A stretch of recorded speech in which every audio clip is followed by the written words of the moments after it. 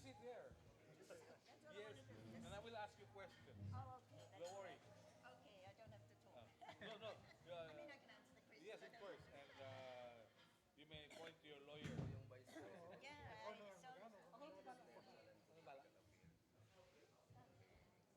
Opo. yeah, because she might be able to answer the questions better. Okay, good, good.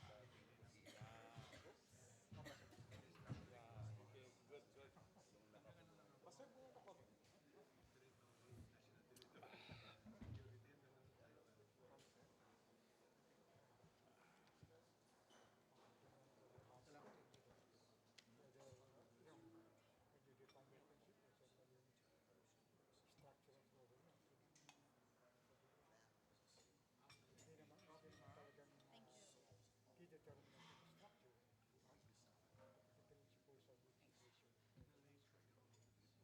Sister, I understand that you have been to many parts of the country already. Have you? That's my problem. Floor. My problems. I've been there today. Ah, okay. I was there the other week. The other day. Oh, yesterday. No, not Was yesterday. there like a program? Yeah, at, oh, I can't think where we were now. Some of the students from a couple of the faculties. Okay. Like a lecture Yeah, well, yeah. on human rights? No, no, no. I think it was. There was a little bit on. Well, it was just my. The title was my journey. Ah, okay. Just gave a little bit about what I've been doing and where I came from. Yeah, Why. yeah. I'm very responsive students. How long have you been here in the Philippines? Since 1990. Long before you were born? Uh, you know, sir. I'm 81. 81 ka ba? 81. Okay. Were you able to learn Bisaya? No, no, no. No, I've been, because I came, first I was in Quezon province. Ah, okay. And then I was in, then I went to Zambales for a while. And then I Ah, went to okay, Quezon province. So I've always been up. I mean, Aurora was really a lot of Ilocano, but I never learned Ilocano either. Okay. So for the most part, Metro Manila, yeah. Well, not Metro Manila, most part in the, either Quezon or Aurora. Magandang umaga po mga kaibigan. Happy birthday sa Tapatan sa Aristocrat. Ito po ang ating ika-5 anibersaryo, ika-5 kaarawan. And we'd like to thank everyone for supporting Tapatan sa Aristocrat. Marami po ang mga kasama natin na natampok at ika nga naging bahagi ng palatuntunang ito. Isa po sa mga nagpadala ng pagbati ay si Philippine Ambassador to China, Chito Santa Romana, na noong wala pang pinagkakaabalahang iba ay madalas nating maging panauhin. Bumabati rin si Professor Richard Haydarian na madalas nating makasama rin dito. We'd like to request our friends to pray for our good friend, the former Ambassador Jose Apolinario Lozada. I visited him at the hospital and he's been there for a month. Pero hopefully makakalabas na ngayon after undergoing some serious medical procedures. I hope it's not as complicated as what his doctors believed he's in. But anyway, today we have former Congressman Satur Ocampo, a consultant of the negotiating panel of the National Democratic Front. We have with us the President of the Philippine Chamber of Commerce and Industry, President Alegria Limhoco. Sister Patricia Ann Fox of the Notre Dame of Zion. And she used to be she used to be National Coordinator of the Rural Missionaries of the Philippines. We have Professor Lucio Pitlo, International Political Economy, a lecturer at the best university in Katipunan, that's Ateneo de Manila University, and he's a scholar at Woodrow Wilson Center. Kasama rin po natin si Lito Osdares, ang Vice Chairman ng Kilusang Mayo 1, katabi pa ng PCCI President. Kaya maganda to. At kasama rin natin si Commodore Rex Robles, isa sa mga nagtatag ng RAM at isa po sa mga nagsusuri ng saligang batas ng Pilipinas. We'd like to thank our well-wishers katulad ng McKinney Food Product kasama natin, food products. Kasama rin po naman yung mga taga Nickel Asia, International Chamber of Commerce Philippines, yung mga taga Meralco, at Genetron. So let's begin. For the record, we tried inviting the Peace Advisor, Secretary Duresa, to join us today. But he said he's going to awake in Cotabato, so he cannot make it because a member of the Committee on the Cessation of Hostilities in Mindanao passed away. I remember the name is Major Sol, if I'm not mistaken. So let's begin. Kasatur, anong status ng pakikipag-usap ng pamahalaan sa NDF? Meron pa po bang kinabukasan? Meron pa bang magandang hinaharap? Well, sa unilateral na aksyon ni President Duterte, no, nung nakaraang kalagitnaan ng June, ay pinagpaliban, suspended yung scheduled na fifth formal round of talks na dapat ay nagsimula noong June 28 hanggang June 30. Ang idinahilan nila ay kinakailangan magkonsulta pa yung gobyerno yung, sa iba't ibang sectors ng government at sa mamamayan. At rarapasuhin daw yung tatlong mga dokumento na tinrabaho mula nung Marso, Abril, Hunyo nitong taon na ito. At dalawa ron ay may pirmado na, yung isa ay meron ng initials, na kung natuloy ang formal talks ay magkakapirmahan ng isang interim peace agreement. Initiative ng gobyerno yung mga panukala sa ceasefire at saka yung interim peace agreement. Pero sila rin, nung ang nagsabing kailangan pa ni Presidente ng panahon, mapag-aralan yon, dinugtungan pa na kailangan aralin niya yung lahat ng mga kasunduang pinirmahan ng gobyerno. Babalik ka mula sa 1992. Malaking trabaho yan. At aywan, kung gano'ng kabilis magbasa, si President Duterte, tamad-tamad talaga magbasa yan, kung paano ang magiging resulta nyon. Nagbigay ng pagkabahala yung aksyon na yun ng Presidente. Kasi parang hindi niya nauunawaan yung mga nuances ng peace negotiations. Palagi, pati yung paggigit niya na ilipat ang pag-uusap dito, labag yun sa kasunduan na paulit-ulit na nire-reaffirm ng kanyang negotiating panel August, November, December, January, April.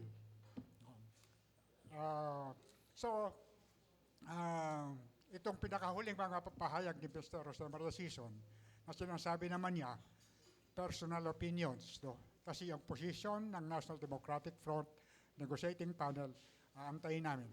Magtaka kaming aantayin namin matapos yung 3 buwan, at alamin namin ano yung magiging desisyon ng gobyerno. Pero may mga pahayag naman si Mr. Sison, sabi niya, ngayon pinakauli, milagro na lang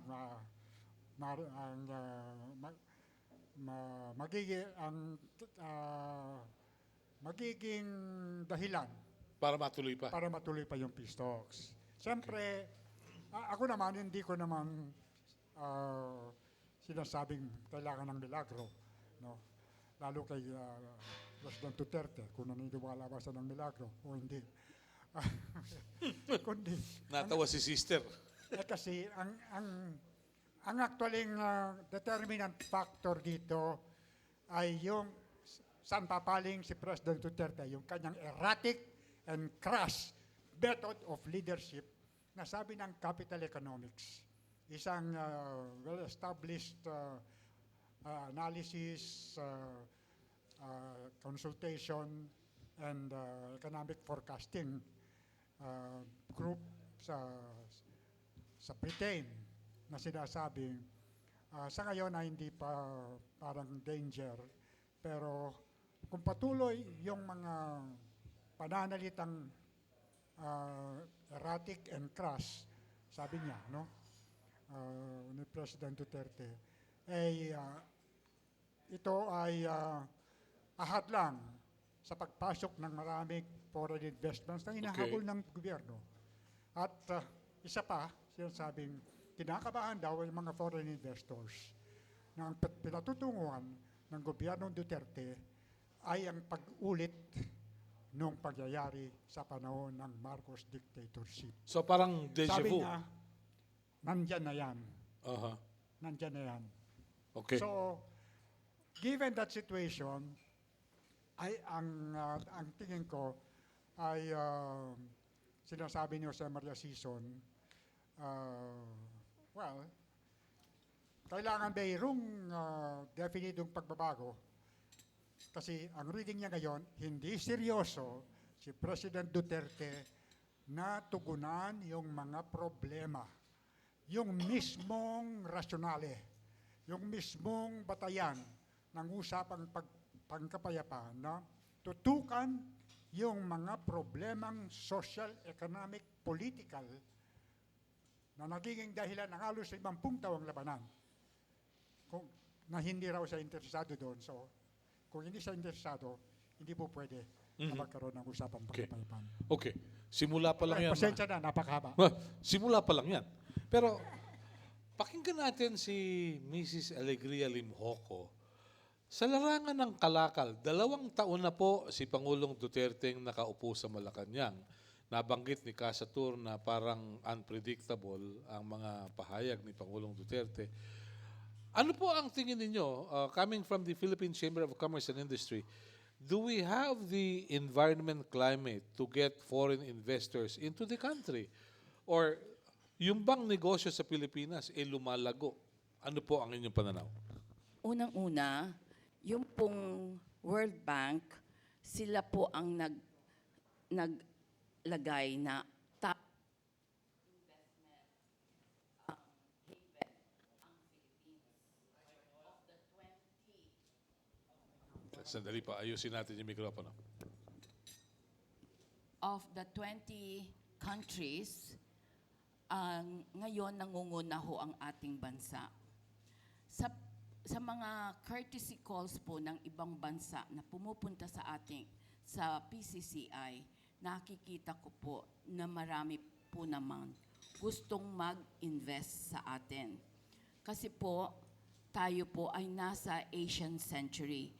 Even before po ni Duterte, yung fundamentals po natin ay nandyan na po. We are on a sweet spot, meaning po positive, because ang ating mga overseas Filipinos, ang BPO ay naririyan. Sa negosyo po, ito po naman ay nagpatuloy. Ngayon pong may build, kasi po naman maraming perang lumalabas. Ito po yung oportunidad naman po ng mga negosyante na lalaki. Kasi po talaga pong may nagkaroon ng maraming trabaho kasi po ay nagpalabas ng pera para mag-construction at saka i-build. Ang maganda po dito ay hindi po sa Imperial Manila, pero po, ngayon po, dun po sa labas sa mga regions ang paglaki nitong build. Kaya sa amin, this is mabuti po itong sign na ito sa mga negosyante. Okay. Very good. Very nice. Pero consistent po ba yung government policies so far? Alam niyo po, kami po, kasi po hindi ho ba, yung ating presidente, medyo alam niyo na paano siya. We read in between the lines, and we as businessmen, we know where we are going, and we just focus on our businesses. We are focused on our growth. We are apolitical.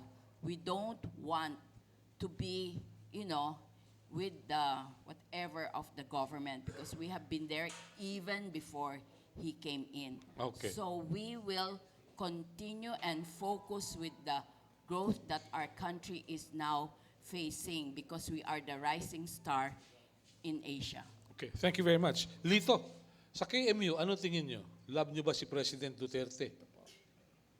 Yan.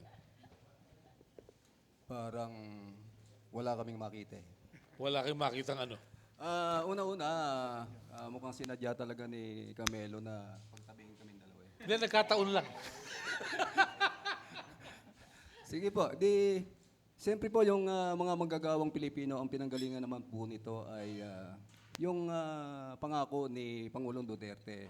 Simula nung sa kanyang pangampanya hanggang siya ay maupo sa poder. At malinaw po yung kanyang pangako na yung pagwawakas sa kontraktualisasyon at yung binanggit niya na ayaw niya na merong iba't ibang sahod ang mga manggagawang Pilipino. Dapat ay pantay-pantay kung ano ang sahod dito sa Metro Manila. Dapat ganun din yung sahod sa ibang rehiyon. So, yan po yung pinanggalingan namin. At kung sa usapin po ng kawalang trabaho, tumataas po ang bilang ng walang hanap buhay sa kasalukuyan. At makikita naman po natin yan, yung programa ni Pangulong Digong na bawal ang tambay, ang dami pong tambay. Karamihan po dyan ay walang mga hanap buhay. At yung mga manggagawa na may kakayanang magtrabaho, ay hindi naman po nabibigyan ng magandang oportunidad dito sa Pilipinas dahil kontraktual nga yung kanilang trabaho at mababa yung sweldo. So, ang nangyayari, umaabot na halos ng almost 13 million Pilipino yung mga nasa labas ng bansa. Dahil po sa kawalan ng hanap buhay dito sa Pilipinas. At ang gobyernong Duterte ay patuloy dun sa kanyang programa na export labor policy na sa halip na magbigay ng hanap buhay dito sa Pilipinas ay pinapupunta sa ibang bansa upang doon magkaroon ng hanap buhay. Maganda nga sana yung binanggit kanina yung pagpapatuloy sana ng usapang pangkapayapaan. Yan sana yung tingin ng mga manggagawa at ng ibang mamamayan na maganda ang magiging epekto nito. Okay. Dahil kung magpapatuloy ito, nasa fifth round, kasir, nandyan yung land reform, nandyan yung national industrialization. Sa tingin namin, ito yung Magpapasigla. pangunahin, opo, na magbibigay ng hanap buhay sa mga manggagawang Pilipino na sa matagal na panahon ay napagsasamantalahan talaga sa pamagitan ng pagiging kontraktual habang buhay at napakababa ng sahod talaga. Okay, very well. Commodore Robles, kayo po'y abala doon sa pagsusuri sa saligang batas. What's the latest? Meron mga sinasabi na naipasa ninyo yung anti-dynasty provision, meron tungkol sa federalism. What's the latest? Nagtataka nga ako bakit, hello, basta po kayo dyan, hello. Okay.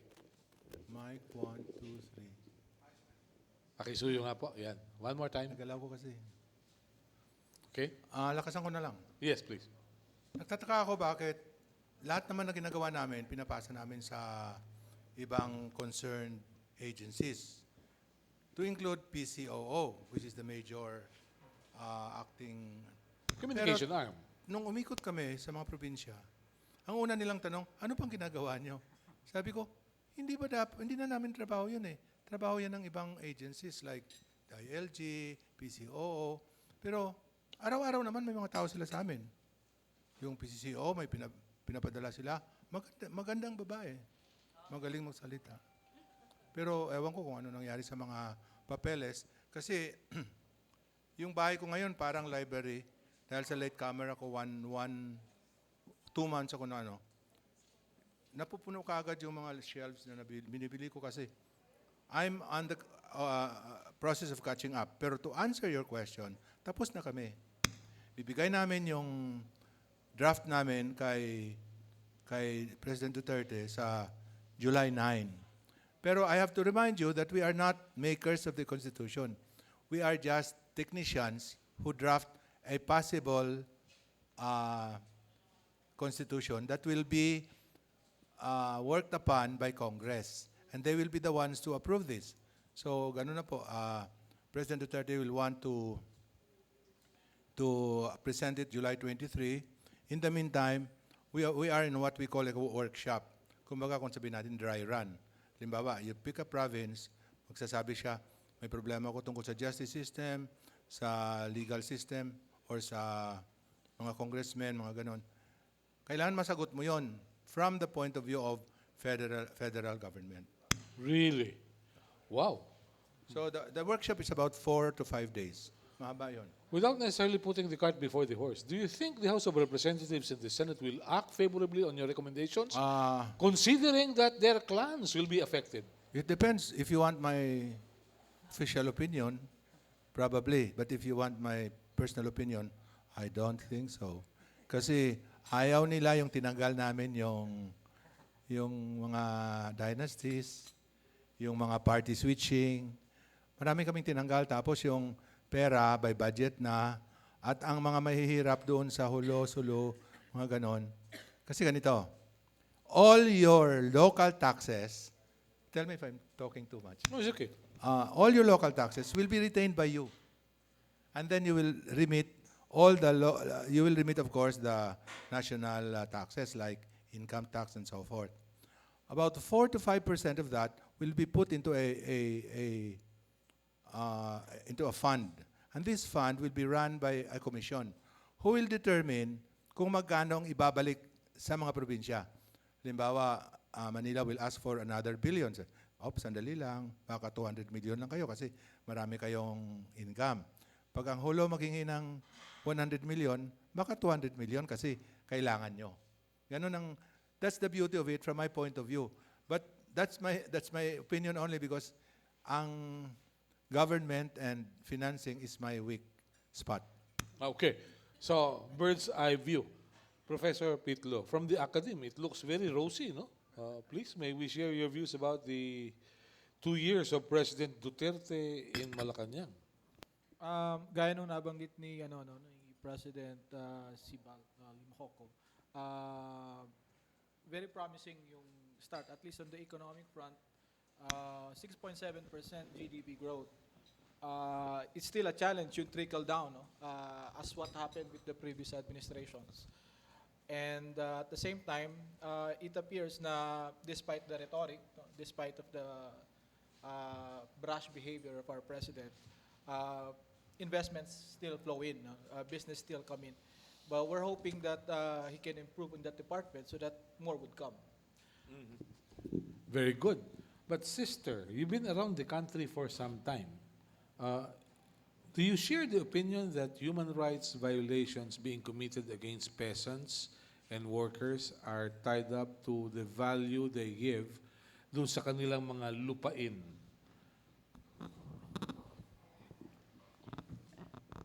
Opo, umiikot ako kadalasan dahil gusto nila magtanim o matagal na nagtatanim sila sa lupa nila. Tapos bigla may dumating sinasabi, pang may proclamation o may ganito, palisin sa kanila. Kaya kung organized na, tinitira ng mga forces usually. Yan ang karanasan ko talagang at sa mga manggagawa, kung gusto nila regularization, yan ang problem nila. They break up the mga pickets. Yan ang karanasan ko. Okay. Pero yung bang karanasan nyo, hindi ba pakikialam yan sa domestic affairs ng Pilipinas? Madre kayo, dapat daw the good news will be proclaimed as a nun that you are. Para sa akin, kung kasama ka sa mga magsasaka, ano pa ang good news sa kanila? Ang Diyos lang ay may-ari ng lupa at hindi ang lupa ay hindi para sa iilan lamang. Kaya kung magsasaka ka, may karapatan sa lupa. Kung manggagawa, ano pa ang good news sa kanila?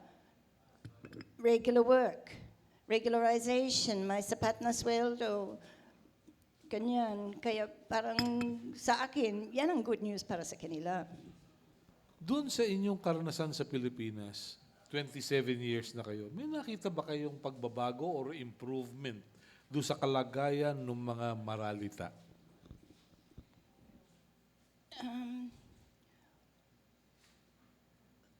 Sa akin, wala masyadong. Kasi alam ko, nang nauna ako dito, pupunta ka sa barangay, may pagkain.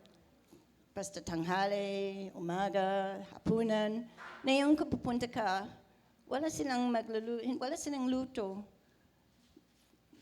Kaya sa akin, sa kanayunan, parang walang masyadong development. Tapos kung sa mga agricultural workers, baba ang sweldo nila. Wala silang lupa, kaya wala akong masyadong nakita na may pagbabago. Improvement. Walang kasinong improvement. So, Commodore Robles, ano po yung nakita niyong pagbabago doon sa ginagawa ninyo to address the concerns?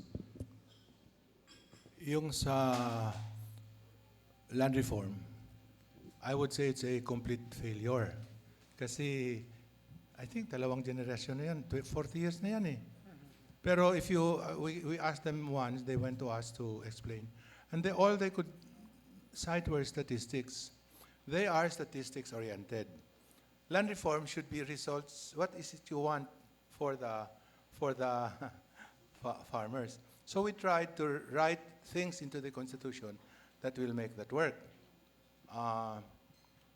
So very little improvement has been done because what the magsasaka will do is probably rent out his land or resell it. And there is really no overall program kung alin ang unahin natin, alin dito ang magandang i-develop, walang ganon. So we have to, you have to look, that's why I said, itong draft namin, basahin nyo. Basahin nyo bago kayo magbatikos o mag-comment, basahin nyo muna. Saan makakakuha ng kopya nun? Bibili ba kami? Lalabas ang kopya, pero hindi kami tagapaglabas ng kopya eh. Tanungin natin si Andanar siguro o kung sino man yun. Okay. Well, the draft is complete. Okay, very good. Thank Maybe you. we are waiting. Chief Justice Puno is waiting for the go signal from President Duterte. Okay, Kasatur. Well, nabanggit yung land reform. Tama yun. Generally, kahit nung Kasatur, sandali po. Request lang po doon sa may cellphone na parang may Mickey Mouse. Pakisuyo lang po. Thank you very much. Please. kahit nung nasa Kongreso kami, nung inaalam namin ano yung talagang sitwasyon ng implementation ng Comprehensive Agrarian Reform Program, ang DAR ay hindi makapagbigay ng mga definidong mga statistics kung magkano talaga o ilan ang talagang hawak pa ng mga beneficiaries at ilan yung mga nabawi na. Pero generally, kaya nagkaroon ng isang extension, yung CARPER, sinasabi nila, sinikap habulin yung weakness ng unang program na basta nire-redistribute yung land tapos bahala yung beneficiary sa sarili niya. Eh, may hirap ang tao, wala siyang implement, wala siyang puhunan para sa input. Kaya hindi niya makayanan na paunlarin yung kanyang produksyon, hindi niya mabayaran yung kanyang amortisasyon na nababawi yung lupa. Ngayon, mag-jump, fast forward ako, sinasabi ni President Duterte, itutuloy niya yung agrarian reform. At kahit sa Boracay, sabi niya, i-implement yung agrarian reform. Pero ano yung sinabi niya? Yung mga natives yan, bibigyan ko ng lupa. Tapos, sasabihin ko sa kanila, pag pumasok yung malalaki negosyante, ibenta ninyo para magkapera kayo agad. No? So, How would you describe that hindi statement? ganon ang land reform. Hindi ganon. Ang land reform, ibig sabihin niyan, ang nais natin yung magawa sa land reform, mapanatili yung mga lupang kakailanganin sa produksyon ng ating pagkain. Magpahangga ngayon, import pa tayo ng ating pagkain. No? Hindi tayo nagiging self-sufficient.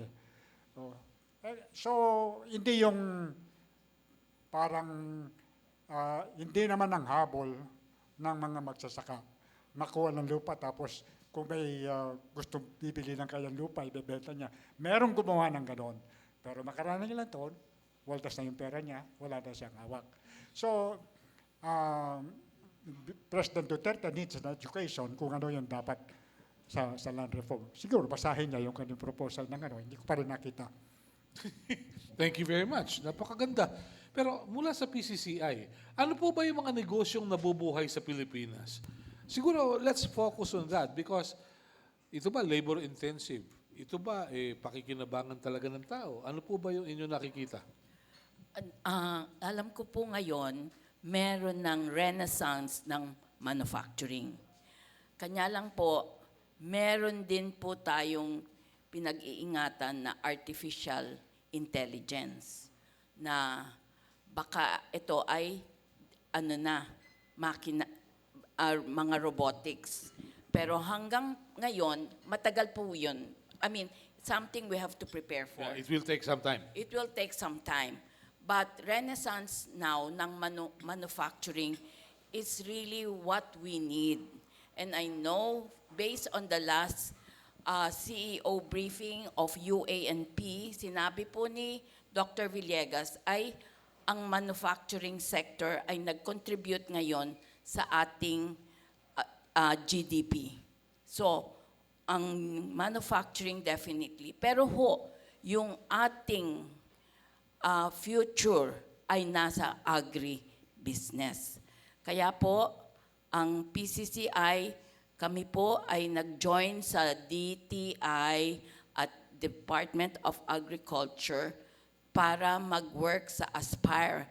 Meaning, we want to improve agriculture by having yung food, sustainability of food, and also for the farmers' income to grow.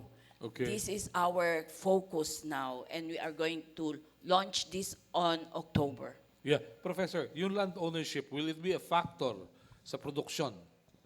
Kung yung bang magsasaka may-ari, sa tingin mo gaganda yung production?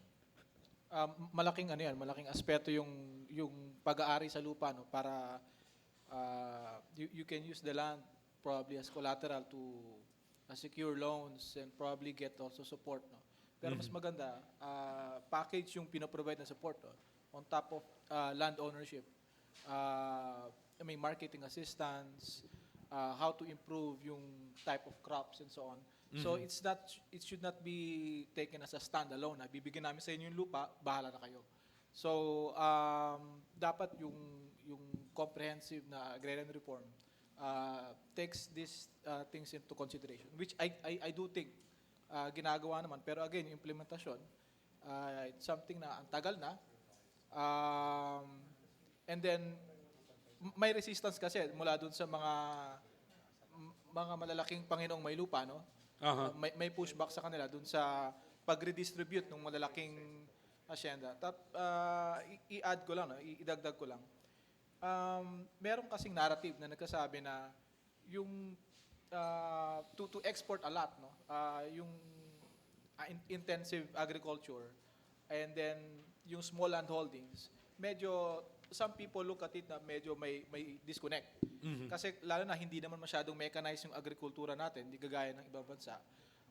Kung i-breakdown mo into small land holdings, tapos iba-iba namang crops ang tinatanim doon sa lupa na magkakadugtong, it doesn't make for economies of scale. And so, in terms of producing more and exporting more, we will be disadvantage relative to other countries like Vietnam, Thailand. So, yun yung isang aspeto. Okay. Sister Pat, sa pag-ikot ninyo sa mga probinsya, nabanggit nyo, maraming mga wala na halos makain. How is it possible na yung agriculture is based in the rural areas? Why is it that people find it hard to have enough for them to eat? I think isang problem doon ay mababa ang presyo ng produkto nila. Oo. At mayroon silang gastos sa education, lalo kung may nakasakit. Parang nautang na sila, mga ganyan. I think, mababa, kasi kung malayo ka, walang servisyo, paano makarating sa merkado ang palengke ang produkto mo. Kaya mababa ang presyo sa kanila. Yan ang isang problema doon. Okay. I think, Napakagandang bagay nun, napakahalaga sapagkat for the longest time, the Philippines has launched its, time and again, no? farm-to-market road programs. Ano ba, Kasatur, you were once a lawmaker, laging kasama sa budget yung farm-to-market roads. Ang tawag ni Joey Salceda yan, farm to pocket road. Farm-to-pocket road. Oh my Okay. Oo. Yung mga ghost roads. Ibig sabihin yung may appropriation, kaya nga naging controversial yung PDAF. Oo. Dahil yung allocation para sa mga infrastructure, well, nire-report na accomplished pero hindi mo makita nasaan. Meron pa mga tulay na dapat itatayo pero wala namang ilog. Anyway, maraming taliwas. Maraming hiwaga. Ang mga realization ko nang nasa Kongreso ako, laki-laki ng aking disappointment dyan. Kaya sabi ko, nung matapos na yung aking 3 terms na 9 years, sabi ko, nung bumalik ako, sabi nung mga kasama ko dati, uy, you look refreshed. Sabi ko, nawala na yung toxic na dito sa Kongreso. No? Anyway, hanggang ngayon, ganyan ang kategorya ng ating House of Representatives. Di mo mamakasahan. Ewan ko anong gagawin nila dun sa ipinrepare ng consultative committee. Okay. Pareho ng panahon nila, busisi yung BBL. No? Ganon din dun sa Senado. Hindi naman magkapareho. Inaantay ngayon ano mangyayari dyan sa BBL. Meron bang aasahan ng MILF? Actually, ayaw ng pakialaman ng MNLF. Yan ang problema ni President Duterte. Inaasahan na yung gano'n.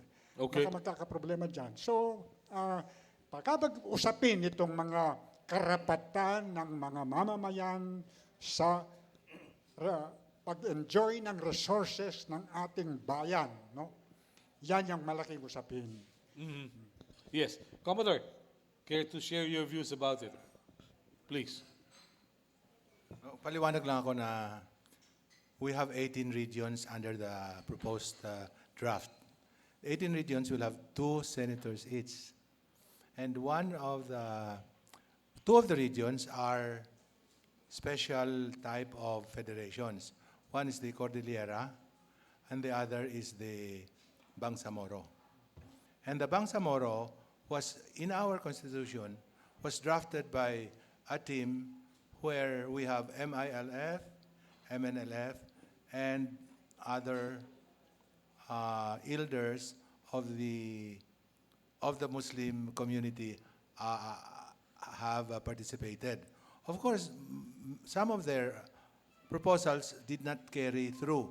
But I think the record will show, because lahat naman na ginagawa namin doon, naka-record, that they did their best to push for the maximum that the Muslims can get. The Cordillera seem to have less problems. And as I said, it depends on the rest of the Filipinos to realize that this 2019 is a watershed, that you have to know what is happening in your country in terms of the old constitution, the new constitution, and what are the advantages and drawbacks, because we have not prepared a perfect draft. And even the nations that we talk to who are federated, give us the problems that they have right now after 20, 30 years. So we have to reformat and come up with different commissions to control yung away-away ng mga regions, yung partihan, yung... Commodore, hindi kaya ang problema sa komisyon? Di ba sabi mo, may mga commissions eh. The word commission is unfortunate, but it is a good description. Baka yun yung dahilan ng away, komisyon. Kami po, constitutional committee kami hindi kami commission. Okay. Pero the commissions are suggested not only from us, but from our neighbors, the French, the Australians, the people who have been through that will admit to us that there are problems. So we try to anticipate them. Ang ano ko lang is, pag-aralan nyo ng mabuti kasi hindi pa naman tapos to eh. It's a work in progress, and I came in as a skeptic, okay? I did not think that anything can be done in the Philippines without a 10-year transition period because of the hold of the rich people in our social in our daily life. So, little by little, I came to realize, catching up and listening to the wiser people, the wise people who are doing the structures and everything, that we may have a shot at success, but we all must participate in it. I'm not sure if we are doing the right thing perfectly, but if people look at it and stop, like, pakita ako, oh, baka naman tatagal gawin niyo na magiging lifetime na si Duterte. Sabi ko, oh, insulto naman sa akin yon. Anong tingin niyo sa akin? Tando-tando na lang ni Duterte. Bakit ako tumatagal doon kung ganun lang naman ang gagawin ko? Yung may mga ganun na hindi, they are lazy to read, but they are very, very adept at making comments. So I'm asking the Filipinos in general, please study. I know this is not an easy suggestion, but this is a time for really looking at our government because we will have it for the next so many years. Very well. Anong tingin ng KMU? Ano pong tingin niyo ng KMU? Dahilan sa sinasabi na kailangan maganda yung ekonomiya, pero kayo daw laging mataas na sahod ang hinihingi. Ano ba talaga yung maayos na sahod? Before I open the floor to our colleagues from the media. Sa tingin po, punto de vista ng mga manggagawang Pilipino, ang nararapat na sahod ay yung nakamumuhay na sahod. Halimbawa, kahit ang mga pag-aaral, sinasabi na 1,171 na yung dapat na maging cost of living ng isang manggagawang Pilipino na may 6 na membro. Pero sa kasalukuyan po, kitang-kita naman natin yung sahod ng mga manggagawa kahit dito sa National Capital Region ay napakababa. 502 lamang yung kanyang sahod dito sa Metro Manila. So, kung sa tingin po namin, kung talagang siseryosohin ng gobyerno yung magbigay ng hindi ng sapat man lamang na sahod ng mga manggagawa,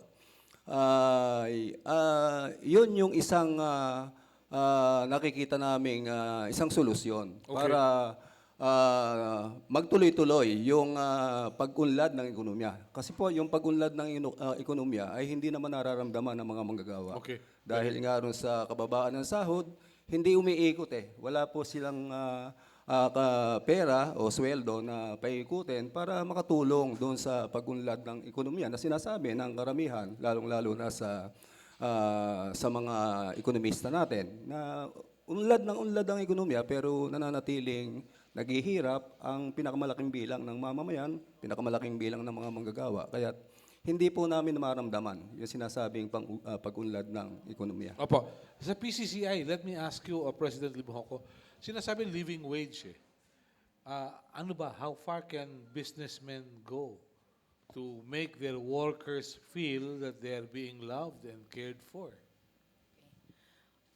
Siyempre po ngayon, meron pong corporate governance.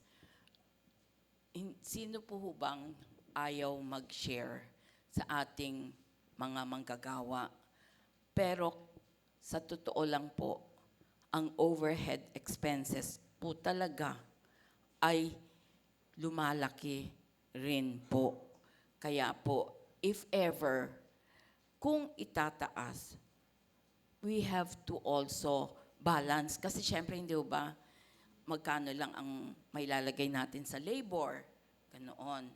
So, hindi naman po kaagad malaki ang pwede nating itataas sa kanila. Aaralin pa po natin saan po yung other sources of income natin para mabigay. Pero po sa totoo lamang, kami po ay may puso din. Gusto din namin pong tulungan. Ayaw ko po na kung ganyan sila katagal sa amin, hanggang ganyan na rin. Kaya po, talaga we really try to look for ways. Ako po ngayon sa PCCI, ako po ay gustong tutulong sa mga micro to make them into small Kasi po, ang background ko ay franchising.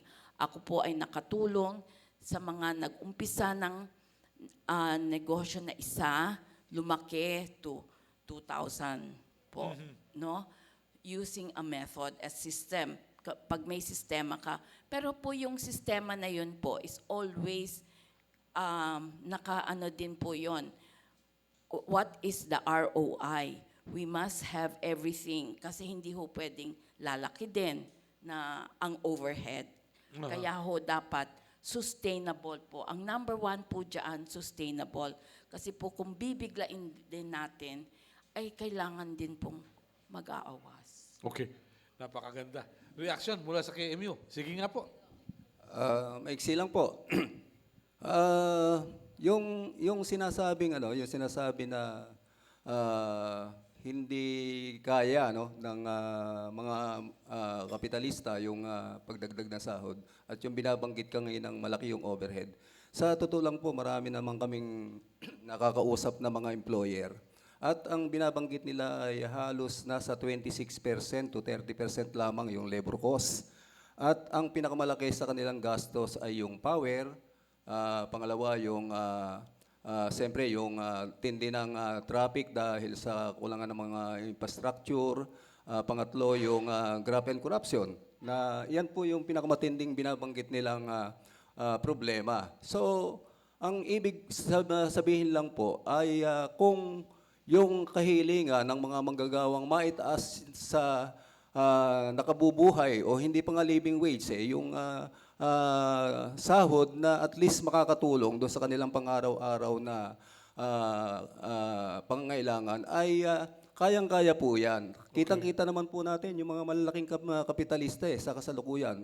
Pwede pong sabihin yung mga micro business industries. Pwede po nating tingnan yan na isang konsiderasyon. Pero yung pong malalaking kapitalista tulad ng Luciuta, ng Henry C., ng mga Ayalas at Kuhangkos, sila po yung nagsasamantala sa mga manggagawang Pilipino. Okay. Sila po yung nag-employ ng napakalaking bilang ng mga kontraktual. Kaya po, kitang-kita naman natin kung gaano kataas at kabilis yung kanilang pag-unlad. Sila yung mga bilyonaryo. Dollars po ang kanilang mga kinikita at pinakikinabangan sa mga manggagawa sa tuloy-tuloy na pagsasamantala at sa mga manggagawa. Carlito, isa-summarize ko yung sinabi mo. We've got it all. Okay? Tama, we've got it all. From the academy, how do you look at that question, that riddle about wages and competitiveness and sustainability? Idagdag ko lang doon sa mga nabanggit na ng mga panelista, no. Yung infrastructure, malaking aspeto siya doon sa cost yung logistical and transport cost ng produkto mula sa mga farms papunta sa merkado. To that extent, yung farm to market roads, kung naayos yan, malaking kabawasan sana yun sa presyo sana ng mga agricultural goods that goes to urban markets. Recently, yung DTI, they came up with suggested retail price, no? Para dun sa mga basic commodities. Pero ang sa akin, why don't we extend it na suggested farm gate prices? Para yung mga magsasaka natin, yung mga magubukid na nagbebenta sa mga trader, malaking aspeto kasi ng pricing ng mga basic commodities, agricultural commodities. A large part of it napupunta sa trader So if we improve yung transportation cost, may aspeto yon. Pero at the same time, we also have to encourage the private sector to give more to the farmers. Okay. By trying to come up with maybe a better negotiated price. I don't know to what extent government will be willing to step in to help the farmers secure a better price from traders. Okay. But they will always say, merong law of supply and demand. Ang problema, may smuggler ka pa. That's another thing. We'd like to open the floor to our colleagues from the media. The cardinal rules are as follows. Please identify yourself and the entity you come from. Proceed with the question. If the question merits a follow-up, please go ahead. Okay, let's start the ball rolling. From Daily Manila Shimbun. Yes, please. Good morning. I'm Celerina Monte from the Daily Manila Shimbun, Japanese newspaper. To Kasator, Defense Secretary Delphine Lorenzana came out with this 8 reasons why the government should stop the peace negotiations even if Jose Maria Sison will pursue or not the peace talks. One of the reasons he cited is ginagawa lang daw ng NPA na parang boost or ma-increase yung kanilang membership during that period na merong peace talks. Bilang consultant po at dati ring NDF sa NDF, totoo ba yon na ganun ang ginagawa ng NPA? Nasa basic na tungkulin ng NPA, like any organization, na magpalawak at magpalakas. May gera man o wala. Given yan. No? Siyempre, paborableng sitwasyon, yung hindi sila engaged dun sa fighting. Hindi naman yung kakampo lamang sila, magiinuman o what. No, gawin yung trabaho nila. Kailangan kumonekta sila sa mamamayan na hindi pala naaabot. No? Okay. Alam mo yung ano ang nangyayari? Ang gobyerno ang humingi ng ceasefire. Kaya pagsimula pa lamang, bago pa man nagsimula yung talks, nag-declare na si President Duterte sa urging ng AFP ng unilateral ceasefire. Di tumugon ang NDF. So, parehong unilateral, magkaiba ang kanilang guidelines. No? Basta ang basic lang yon, iwasan yung salpukan ng dalawang pwersa. No? Walang dinefine na area ng limit, hindi kayo makatawid yun. Pero, anong sinabi ni General Leonardo Guerrero? He was the Commanding General of East Mindanao Command, August 29, 2016. Sabi niya, now that the NPA is on a ceasefire, let us take advantage of the situation to recover 256 barangays that are occupied by them. So, ang kanilang method, yung peace and development teams. Armado yan. Papasukan nila yung lugar ng NPA, pupulugin ng tao, tapos i-occupy nila. No? So yun ang nagpo-protesta yung NPA kasi sabi niya, ano yan, magulang na panggugulang yon, no? Hindi nagsisimula magprotesta yung mga tao, pero for 5 months, iniwasan ng NPA na i-confront yung mga puwersa. Umiiwas sila.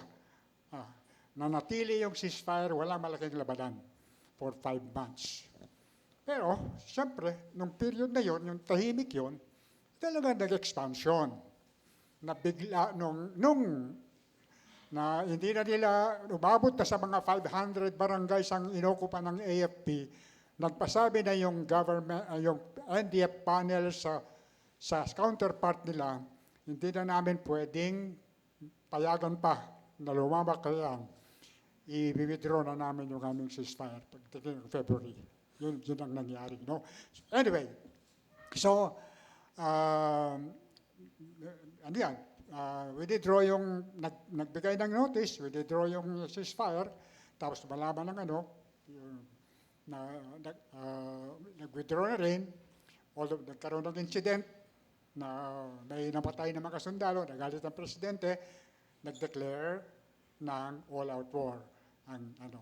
So, I think nung i-assess nila, pagkatapos nung matigil na yung ceasefire, nagsuputan yung sa iba't ibang lugar na dating walang atake ang NPA ay nagkaroon ng mga kakayahan na lumaban. Yun ang kanila. Pero, tinutukoy yun ni Secretary Lorenzana. Take advantage. But it is not a violation of the ceasefire.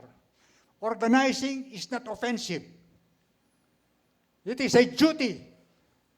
Sabi ko, kung organize ka, tanga ka kung hindi ka mag-expansion habang nakapahinga kayo. No? Pero, when you look at it, pag sinasabi ni Duterte, yung ceasefire, magkampo kayo riyan. Magkampo kayo riyan. Pwede kayong lumabas pero huwag yung dadali ng baril ninyo. No, magkanoon. Ang ibig sabihin, yung gusto ng, yung ibibibuwak mo. Yun ang kamalian ng MNLF nung araw eh. Nung magkaroon silang ceasefire, kinonfine sila sa mga areas. Oo. Di wala silang ginagawa. Tamaran na. So, may nagalisan, may naging criminal gangs yung iba. Nag-drop out. Yun ang masama. At ang NDF, ang CPP-NPA, hindi sila kahina. No? So, anyway, itong kayo ng problema, no? Itong kanilang hinihinging bilateral ceasefire at ang nagsimulang gumulo doon sa progress ng peace negotiations. Pasensya lang, kailangan yung maunawaan ito. No?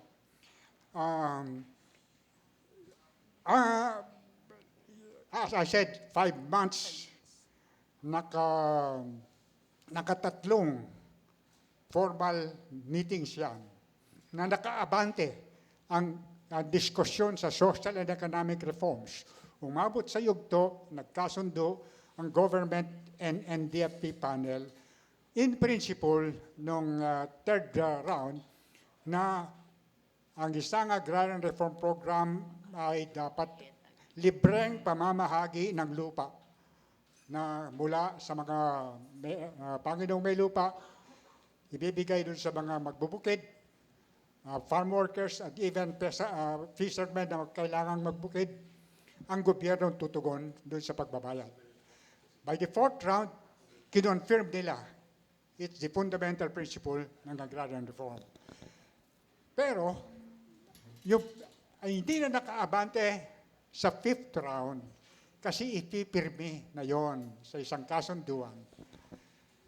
Ang ginigit ng government, iuna muna natin ang ceasefire bago pag-usapan ang social and economic reforms, which is the main agenda of that round. No? Yun. So anyway, pumayag ang NPA, ang NDF, at dun sa back channel discussions, nung pang 2017, tinarbaho na nila yung isang what they called a coordinated unilateral ceasefire agreement. Tapos, pero, kinakailangan kasabay doon ay yung mga pangako ng government mula pa sa August 2017 na ipatupad yung karel na nagsasabi repasuhin ang lahat ng kaso ng mga bilanggong politikal at lahat ng napatunayan na inaresto, ikinulong, kinasuhan o na-convict sa common crimes laban sa Hernandez Doctrine ay palayain. Ang sabi nga ni Duterte noon, para madali yan, mag-declare ako ng amnesty. Pero, inabot na ng fourth round, hindi pa rin ginagawa yung amnesty. No? So, ito yung usapin ngayon. Kaya nila sinuspend yung fifth round, pinirmahan nila yung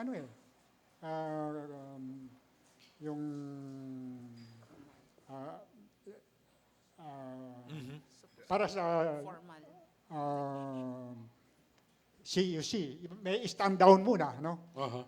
Bago, 2 linggo, Code of conduct. bago magsimula, tigil ang putukan. Pero pag formal na, kanilang i-improve yung stand down na yon. Yung stand down na yon parang kung nasan kayo, tigil lang. Walang salpukan. Pero ang gusto ng hinahabol ng yung mas matagal.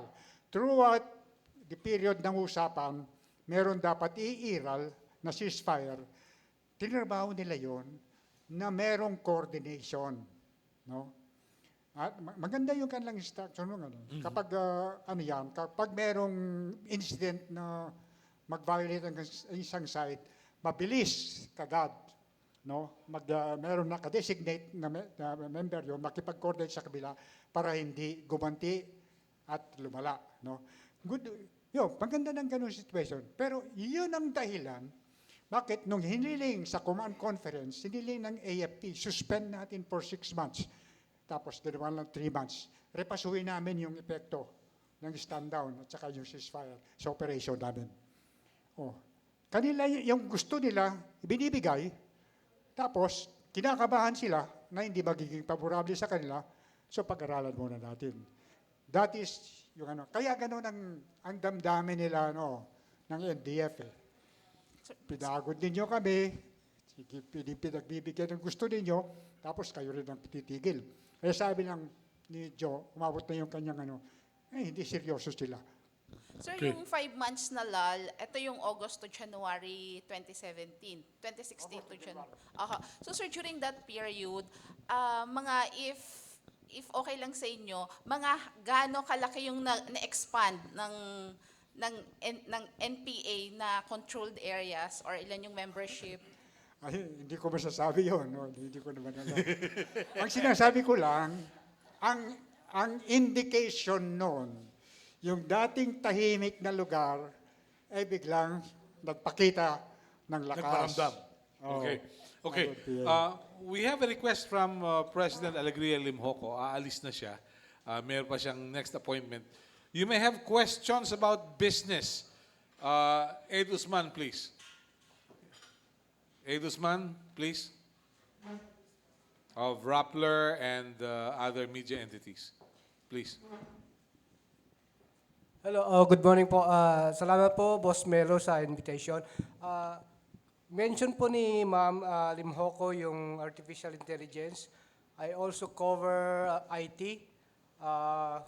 on several platforms. So, ang pinaka-problema po natin ngayon sa BPO, ang sabi din po nila, mga leaders ng BPO, hundreds of thousands would be displaced, workers ng BPO, because of artificial intelligence. So ano po yung ginagawa ng mga business para po malabanan or at least companies, not only BPOs, no, because artificial intelligence would be into so many aspects of business. So ano po yung dapat na gawin ng mga private sector, ng mga companies para po hindi masyadong malaki yung epekto ng artificial intelligence, yung mga robotics, yung mga Okay. chatbots. Salamat po. I think po, yung kaya lang ng AI, if ever, kasi siyempre, aaralin po natin lahat ito. Yung pong voice, pero po yung sa isip at transaction and all that, kailangan pa rin natin ang mga tao, hindi ho yung artificial. Voice po ang pwedeng i-replace. Yung pag-greet nila and all, yun po ang pwede. Pero let us look, that's why yun pong mga nasa BPO ngayon, they need more training so that kung yun lang ang alam nila, go further. Pataas ng pataas yan eh.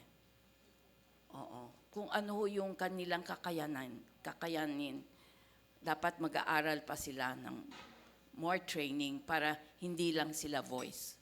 Ma'am, ano po yung ginagawa ng mga members ng PCCI po? Yung sa amin ngayon, marami po kaming mga seminars na binibigay para para umunlad, tataas ang mga kapasidad nila. Yes, please. Yeah, I would like to ask Commissioner Rex Robles po tungkol po sa draft constitution. Sir, meron pong mga sabi-sabi na yung pong term, yung description na Bangsamoro na gustong ipasok sa draft constitution, parang hindi po natanggap or ano po yung nangyari po doon. At saka po sa kay Casatoro Campo po, pwede po ba kayong magbigay ng inyong kaisipan tungkol sa BBL po? Kung anong dapat ng MILF, kung ang makuha nilang BBL ay yung sabi nila na watered down po. Salamat po. Yung tinatanong po ninyo kung mayroong mga proposal na hindi natuloy, parang ganun. Opo, yung pangalan po na Bangsamoro, parang tanggap po ba yun sa draft constitution o Opo, hindi nandun, Bangsamoro. Nandun po. Talagang nilaban ng mga Muslim na kasamaan namin yun. At nandun naman. Doon lang sa mga, some, like, the issue of one defense force for the Philippines, like that. One police force, mga ganun. Pinilit talaga na ipasok ng committee na parang hindi nakuha yung gusto ng Bangsamoro na mayroon silang sariling ganon. Pero yung mga portions na gusto nila makontrol ang kanilang resources, maraming binigay ang committee. Kaya palagi ko sinasabi kayong mga manunulat, ano nyo yung, yung may plea, ano bang tawag doon sa Tagalog? Pakiusap ko na, magbasa kayo please. Pag lumabas na, alam ko hindi pa lumabas at hindi natin alam kung bakit, pero magbasa kayo please because ang daming magaganda doon para bang nagmimina ka na marami ka makikita mga jewelry. I promise you. Okay. I promise you. Yeah. Thank you.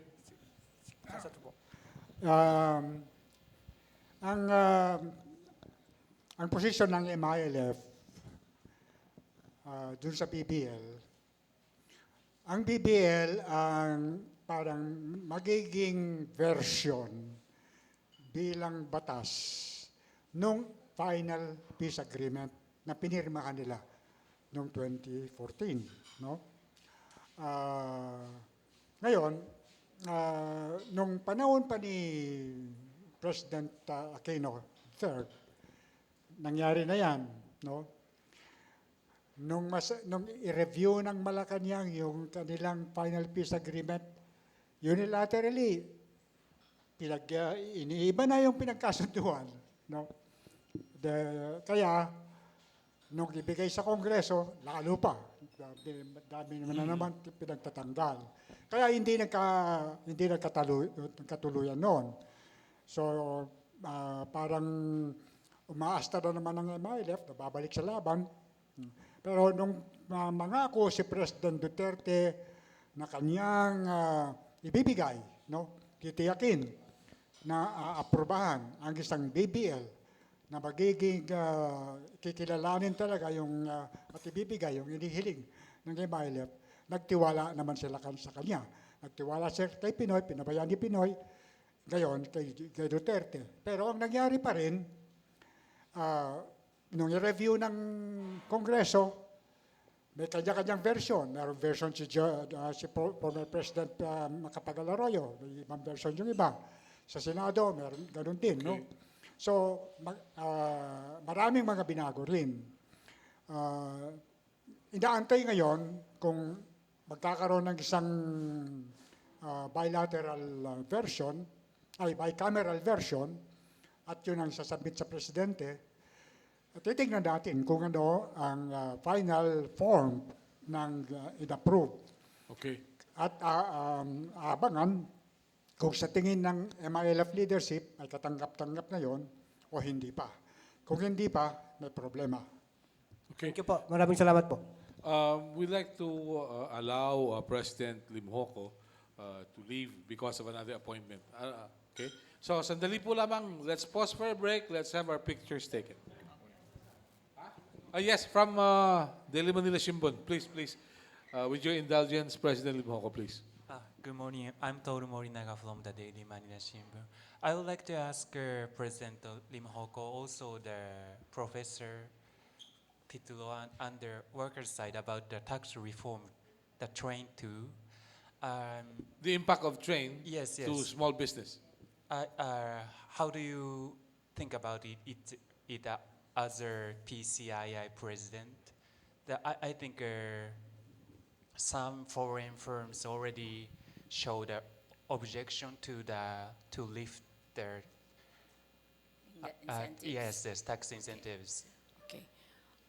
First, for the corporate income tax, from 30 to 25, of course, that would be good for the industry, so we can be at least at par with our neighbors.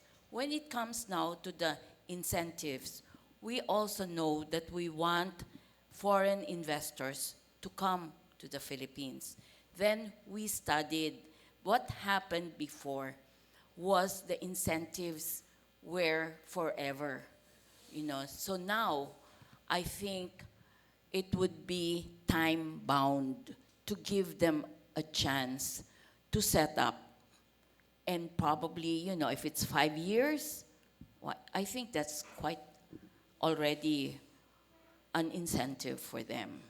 Okay, but it could not be like before. That it will last forever, no? Yes. Cannot be. Okay. Okay? Okay. Also, may, Okay, later. Later na, later. Okay, let's pause for a while. Picture tayo with the president of PCCI.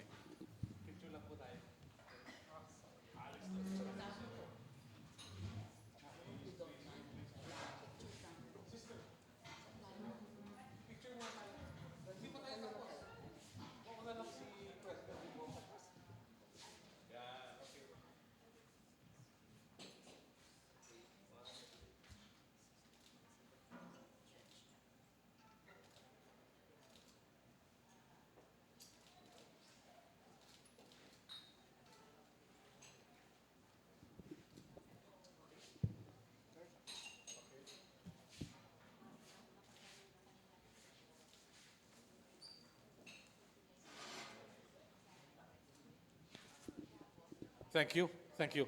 Please take your seats.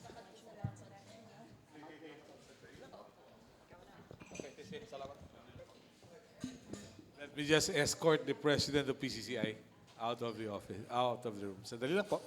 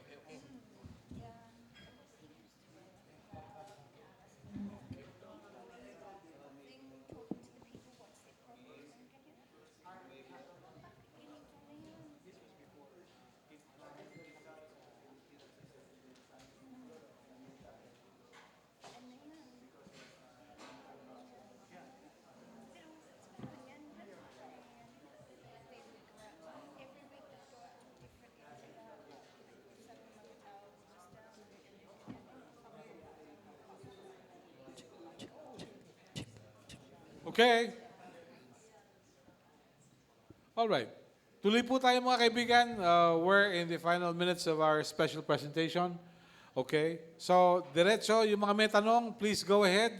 Please identify yourself and tell us to whom the questions are addressed. Sagutin ko lang yung Yeah. Oh, may pahabol, may pahabol. Yeah. my take on the train law, no? Now, of course, yung any tax reform measures will create winners and losers, no? So it all depends on how many, from which side, and how long will be the effect. I think yung personal income tax exemption, the idea behind is that the disposable income of the workers will in a way help this to trigger multiplier effect.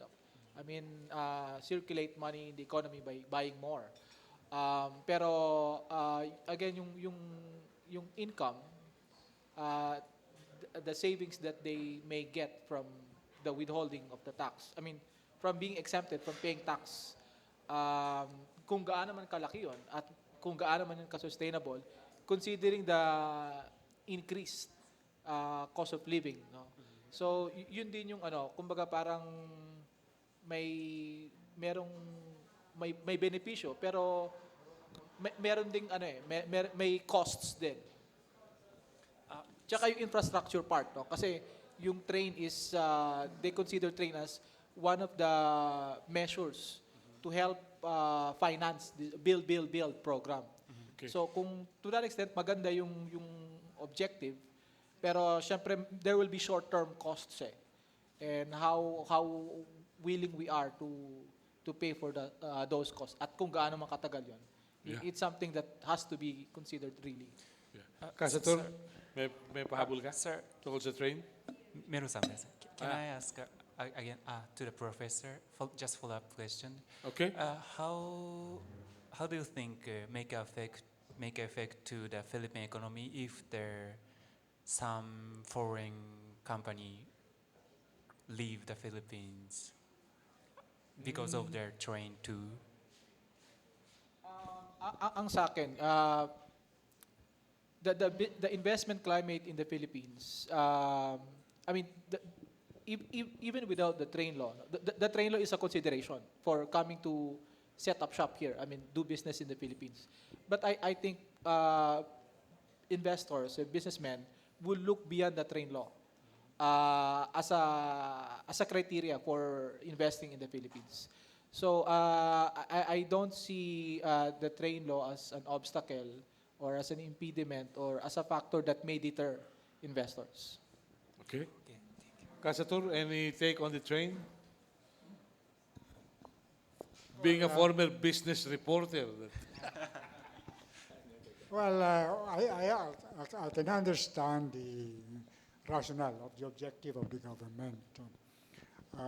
But we also witness to the effect, no, of the outcome of the coincidental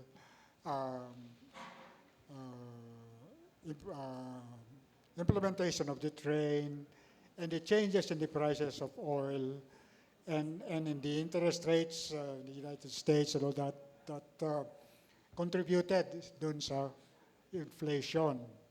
Na in question lang ngayon dito, siyempre, ang pinakamatinding epekto ng pagtataas ng presyo, yung sa inflation, yung sa mga mahihirap. No? Ang may provision yung train na mga ano yan no? Mga pampalupag-loob na mga provisions yan, ano ito, sa allowance sa 200 pesos, 250, yung CTT, yung dun sa transportation, at iba pa.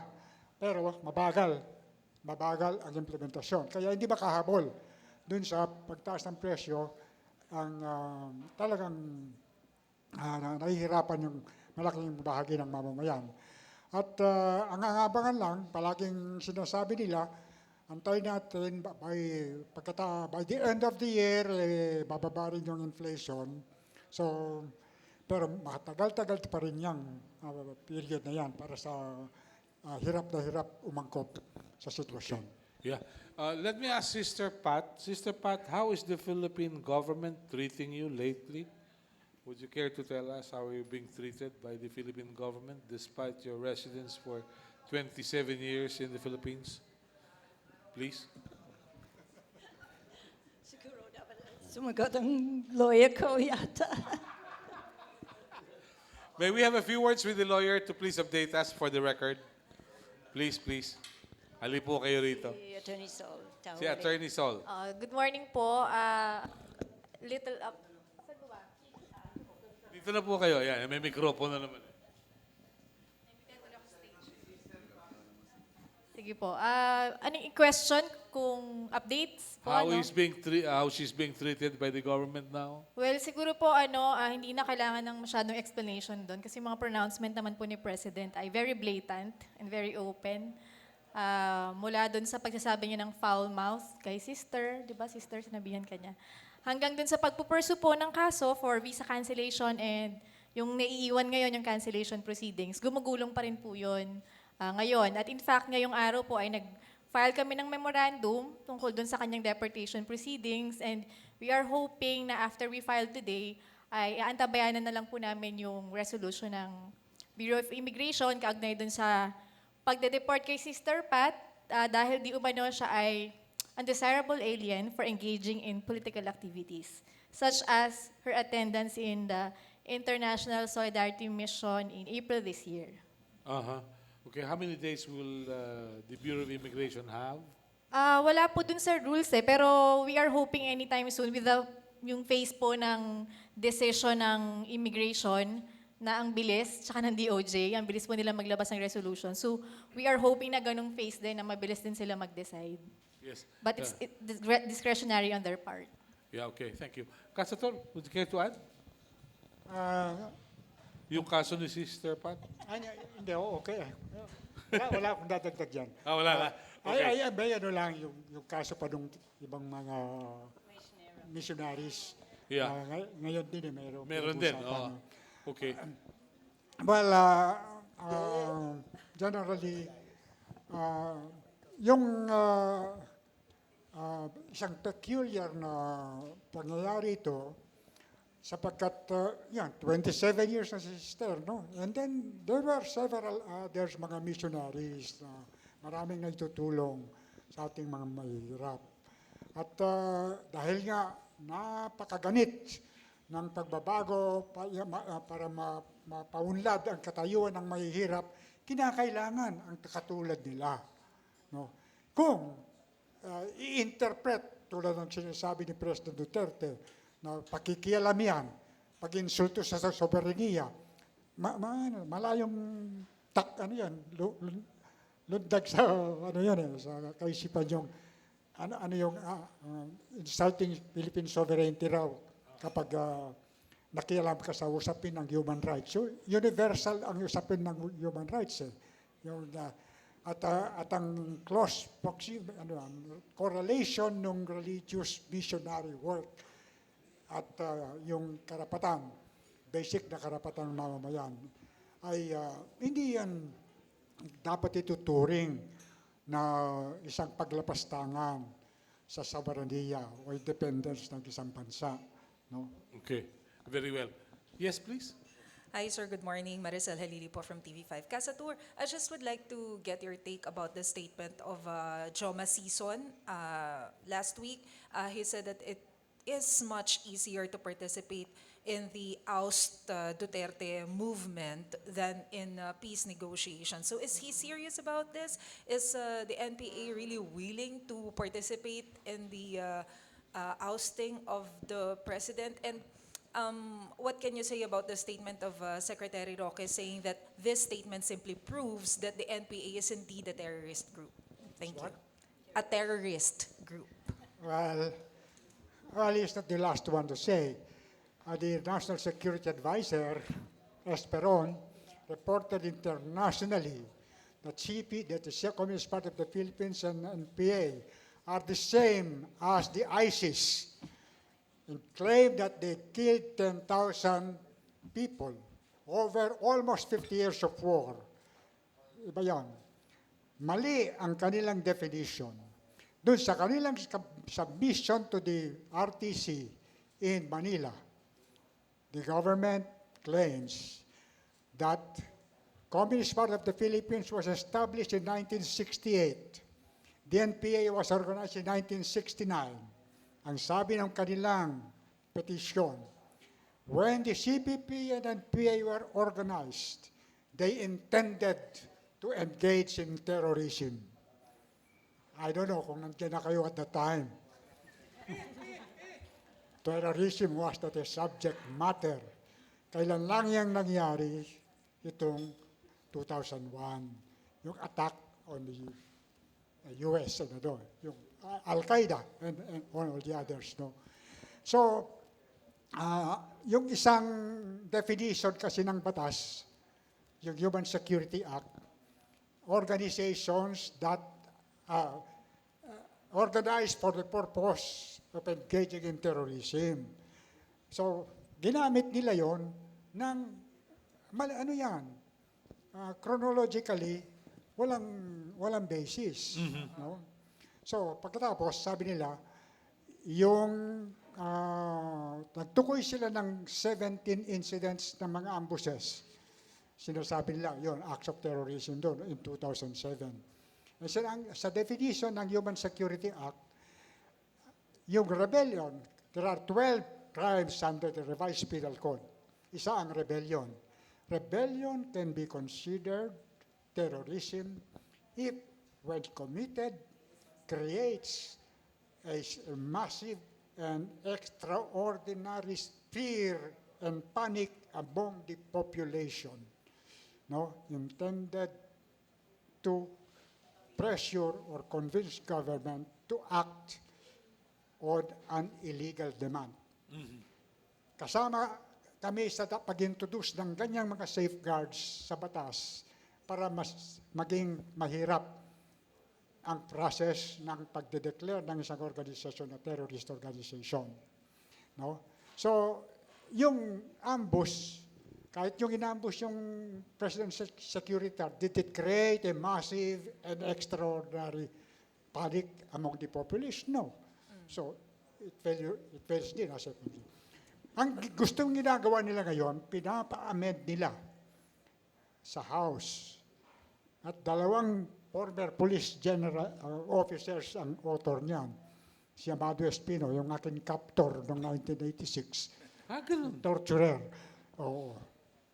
Ang gusto lang tanggalin nila ngayon yung mga safeguards.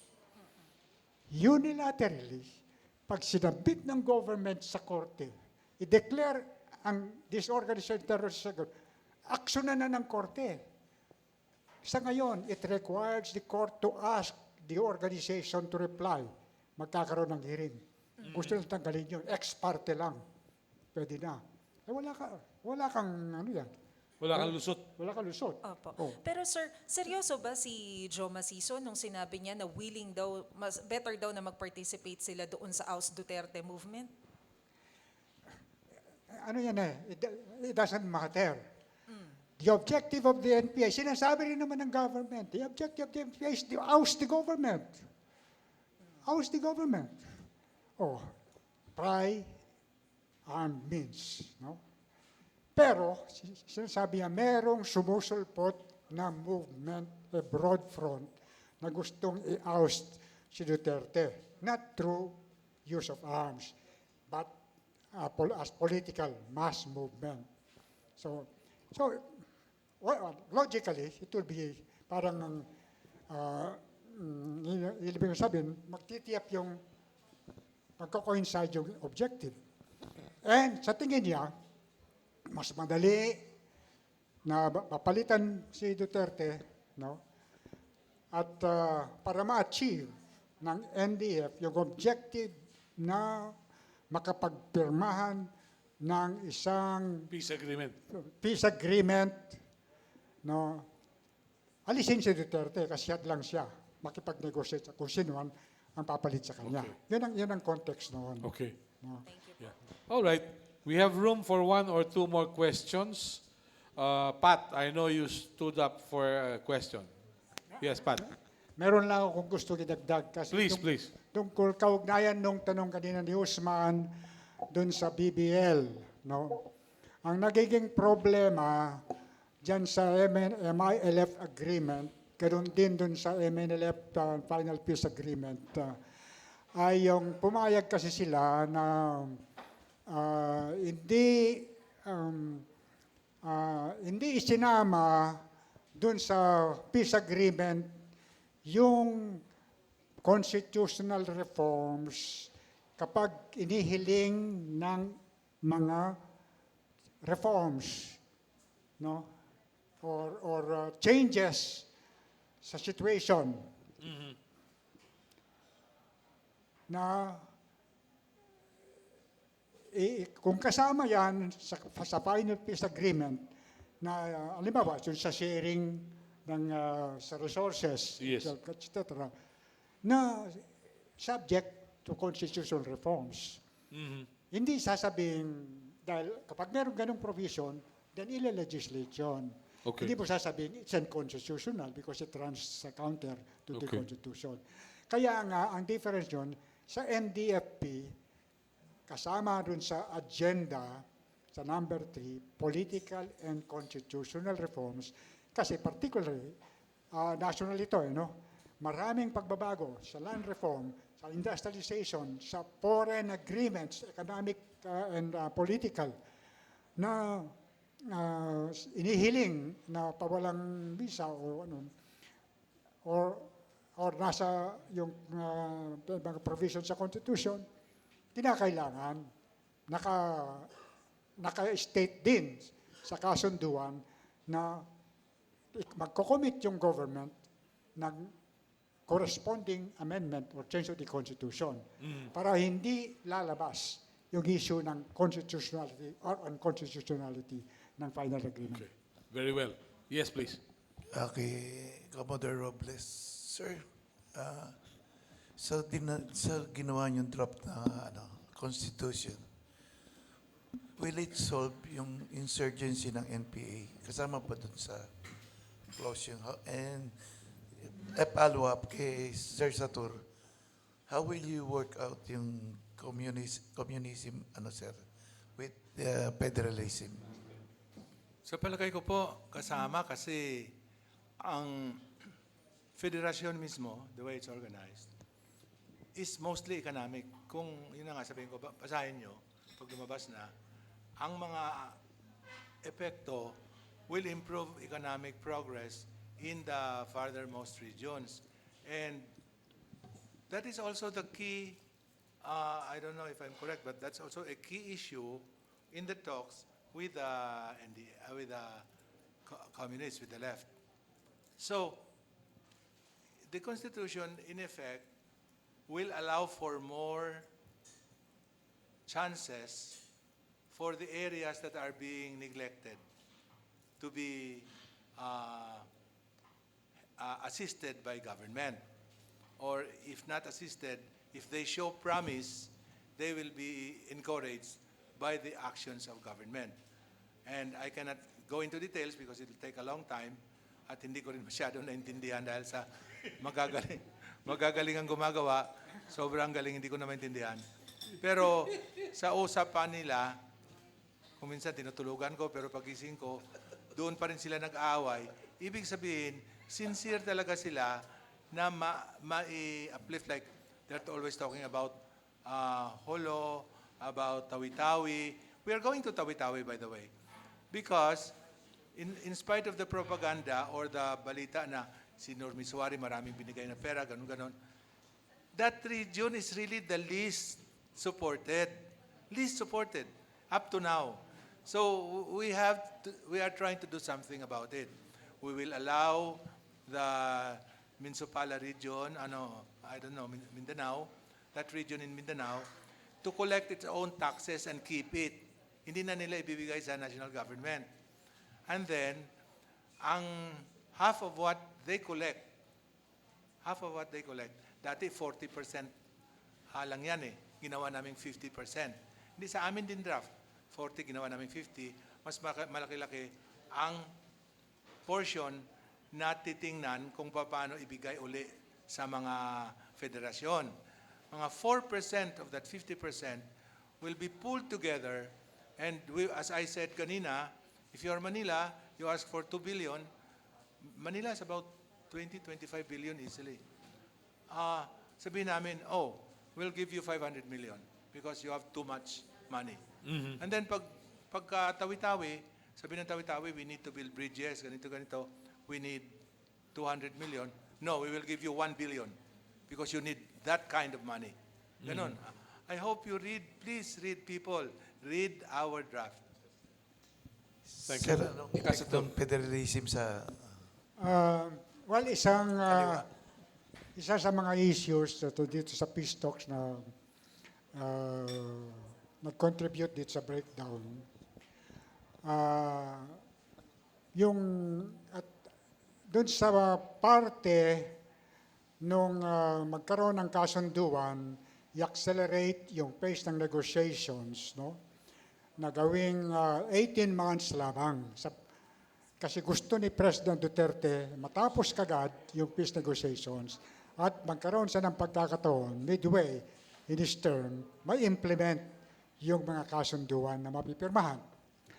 So, pagdating doon sa issue ng political and constitutional reforms, nag-move ang NDFP, nag-offer ng cooperation doon sa plan ni President Duterte to shift from the unitary to a federal form of government.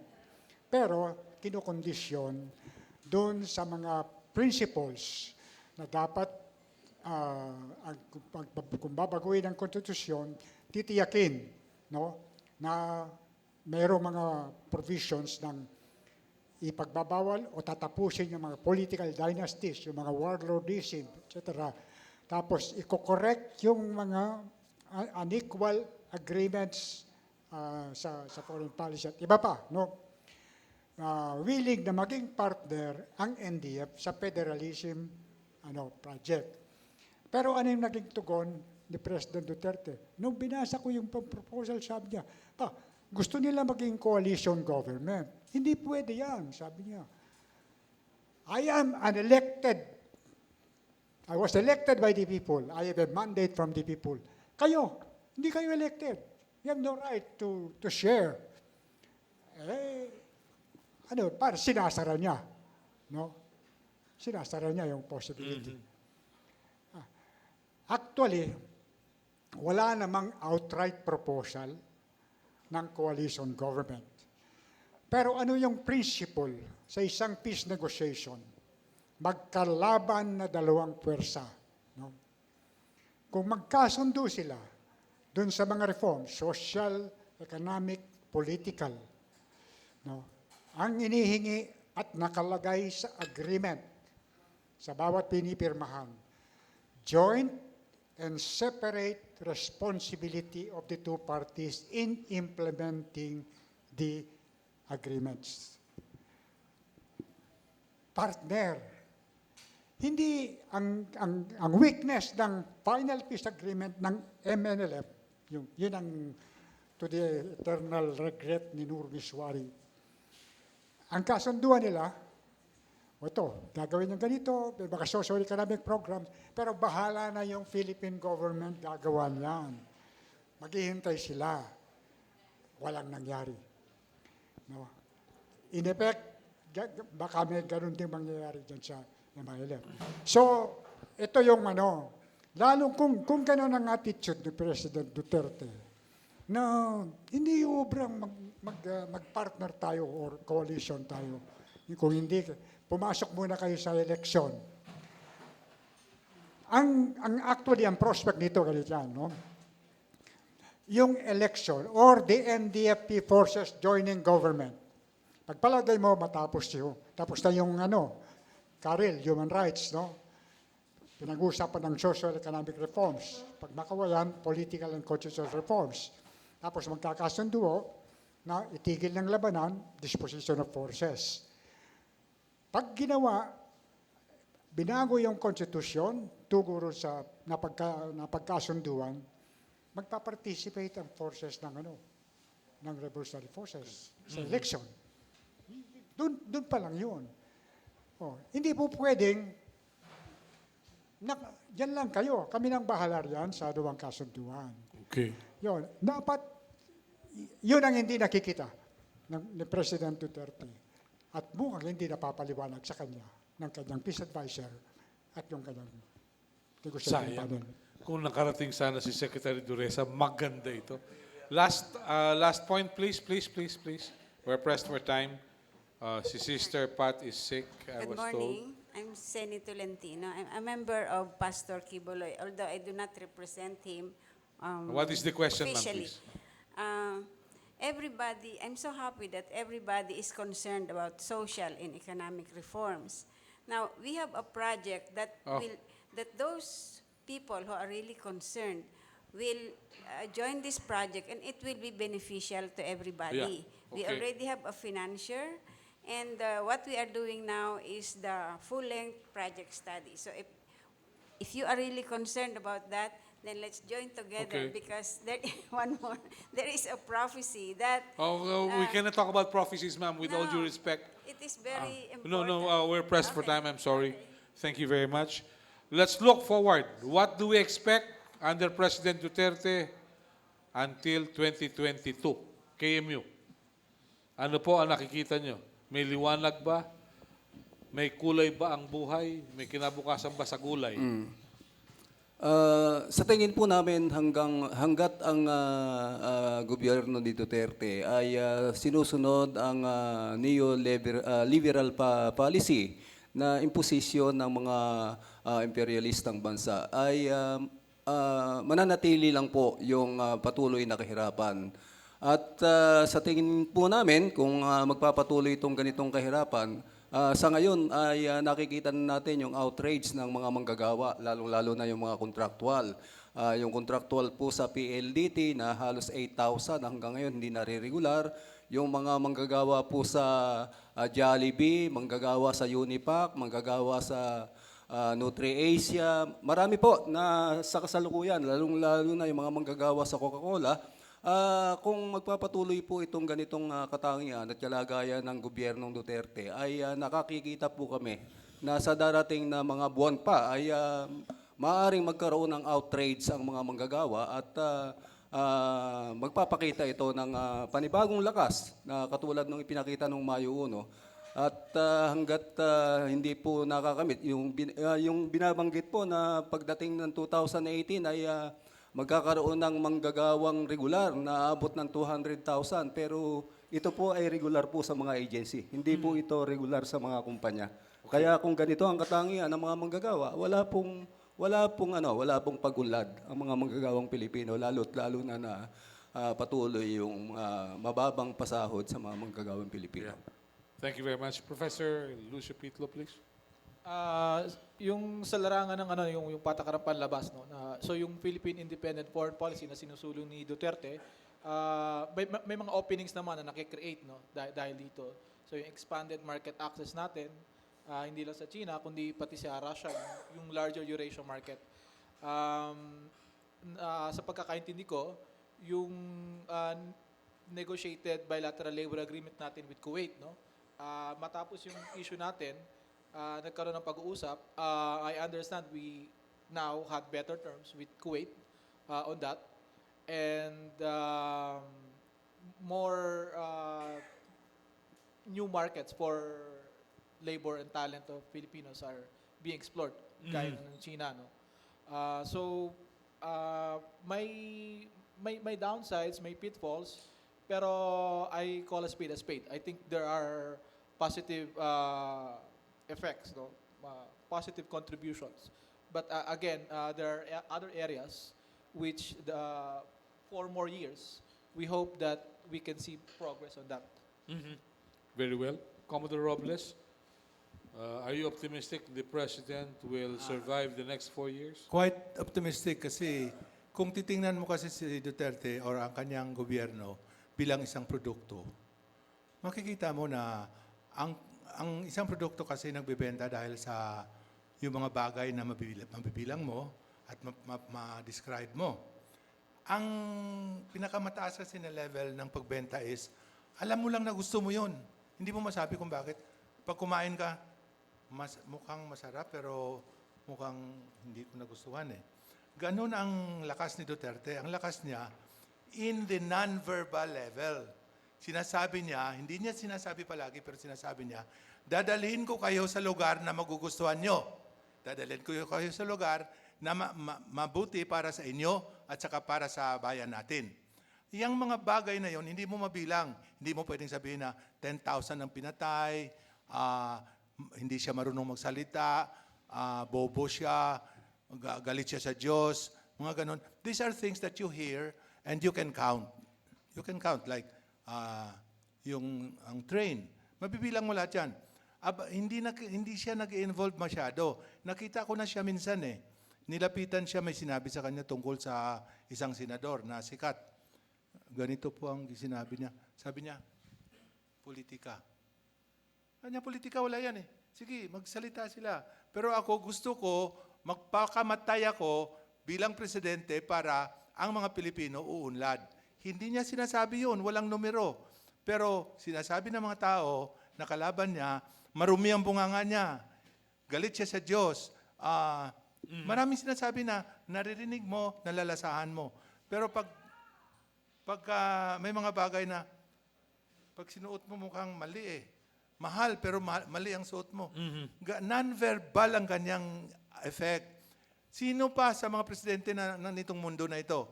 32 times na nagkaroon ng lumampas lang ng 40%, dalawa lang. Hanggang ngayon, below 40 lahat, nag-iikaos. Si Duterte, pakaang-kaang lang sa 75%. So why? Ask yourself why. Because the opposition does not know how to sell itself. Sinabi nila, ang kanilang selling is, mali si Duterte, mali si ano. Antayin lang nila na magsalita si Duterte bago nila atakihin. Hindi nagmumukha siyang sikat because pag inatake mo siya na walang kwenta ang issue mo, pagkatapos noon, lalo siyang gumagaling. Pero ang issue mo naman mahina.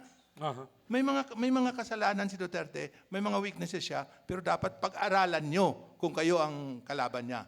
Okay. Pero pag hindi nyo kaya na maisipan yung ganong kataas, bahala kayo. Pero nabanggit mo yung magic word, patay. Merong mayor na aktibo dun sa kampanya laban sa droga. Mismong 8:45 namatay. a.m. today. Anong tingin nyo ron? Ewan ko, yun ang lower level ko ng problema. Kasi pero tao sino namatay na siya yung walk of shame. Yes. Parang yung sa Tanawan. sa ano ba yun? Sa Batangas. Walk of shame. Hindi yung sa sine, yung babae na kahubad, pinalakad. Walk of shame. Game of Thrones. Tapos may report, hindi pa naman confirm kung saan, nakasama siya sa drug list. So maaaring doon sa listahan nila, I do not agree with publishing anything about drugs. Just go ahead and do it. Bakit? Nakaka-prevent ka ba pag sinabi mo na si ganito nasa drugs? Hindi mo ma-prevent yan because it's another area. Okay. So I don't know. All right. Sister Pat, do you have anything to say? Okay. No problem. Hindi, kaya ako kasi natanong dahil doon ba sa kongregasyon ninyo, meron ba nangangamba ng pumunta sa Pilipinas? Do they fear being assigned to the Philippines as far as you know? Meron kayang ganon? Wala naman. Wala. Okay. Kasatur. Ang nananatili ang main focus ni President Duterte na ma-fulfill yung kanyang electoral promise, yung tapusin yung droga, criminality, corruption, ay inaamin na niya na hanggang matapos yung kanyang term, hindi niya matiyak na masosolve yung drug problem.